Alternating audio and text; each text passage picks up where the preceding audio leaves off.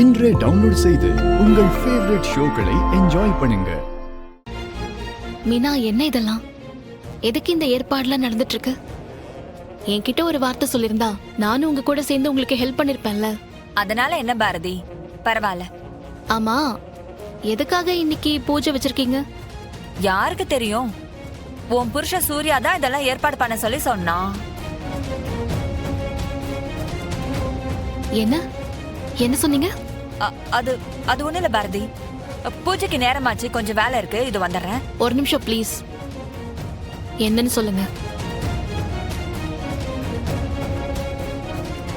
சொல்லுங்க ப்ளீஸ். பாரதி, அது வந்து உன் புருஷன் சூர்யா தான் இதெல்லாம் ஏற்பாடு பண்ண சொல்லி என்கிட்ட ஹெல்ப் கேட்டான்.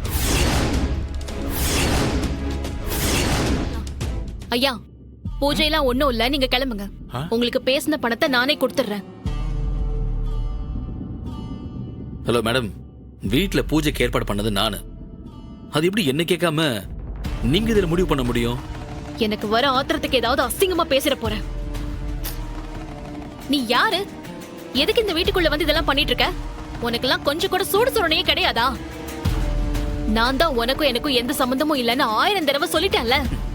அதுக்கப்புறமும் எதுக்காக இங்க வந்து எங்களை டார்ச்சர் பண்ணிட்டு இருக்க?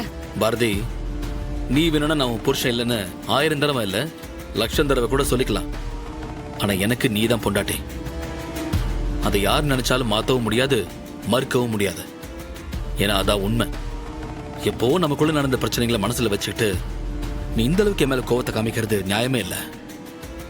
ஏன் தம்பி, நீ யாருன்னே எங்க யாருக்குமே தெரியல. நீ ஏன் தேவையில்லாம பிரச்சனை பண்ணிட்டு இருக்க? உன்னால சும்மா இருக்க முடியாதா? பாட்டி, பாரதி என் மேல கோவமா இருக்கா சரி, ஆனா நீங்க என் மேல இவ்வளவு கோவமா இருக்கீங்க. எனக்கு இப்பவும் அது புரியவே இல்லை. சரி, அதெல்லாம் விடுங்க. ஒரு வேலை பண்ணுங்க, கடகடன் எல்லாரும் போய் பூஜைக்கு ரெடி ஆயிட்டு குழந்தைகளையும் ரெடி பண்ணி கூட்டு வந்துருங்க. நீங்க எல்லாரும் வரீங்க, நம்ம எல்லாரும் சேர்ந்து பூஜை பண்றோம். உனக்கெல்லாம் கொஞ்சம் கூட அறிவே இல்லையா? நான் என்ன சொல்லிட்டு இருக்கேன், நீ என்ன பேசிட்டு இருக்க? இங்க பாரு, இனிமே உனக்கு மரியாதையே கிடையாது. எனக்கு மரியாதை எல்லாம் வேணாம் பாரதி. அதை வச்சு நான் என்ன பண்ண போறேன்? நீ டக்குன்னு போய் கடகடன் குளிச்சுட்டு ரெடி ஆயிட்டு வா. பூஜைக்கு நேரம் ஆயிட்டு இருக்குல்ல. என்ன பாரதி முறைக்கிற? அதான் 3 நாள்ல ஏதோ பண்ண போறேன்னு சொல்லிருக்கல. அதுக்கு இன்னும் நிறைய நேரம் இருக்கு. Take your own time. ஆனா பூஜைக்கு இப்ப டைம் ஆகுது இல்ல. போ சீக்கிரம் போய் சமத்த ரெடி ஆயிட்டு வா போ. ஏய் தம்பி, இதெல்லாம் உங்களுக்கே கொஞ்சம் ஓவரா இல்ல?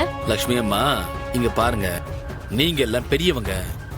பாரதி தான் கோவப்படுறானா நீங்க அவளை சமாதானப்படுத்தாம அவளுக்கே சப்போர்ட் பண்றீங்க. பாரதி, இங்க பாரு, நடக்க கூடாதெல்லாம் நடந்துருச்சு. ஓகே, எல்லாத்தையும் சரி பண்றதுக்காக தான் நான் வந்திருக்கேன். அதுக்கு ஆரம்பம் தான் இந்த ஹோமம். நடப்பவை யாவும் நன்மைக்கே. பாரதி, நல்ல விஷயம் தானே.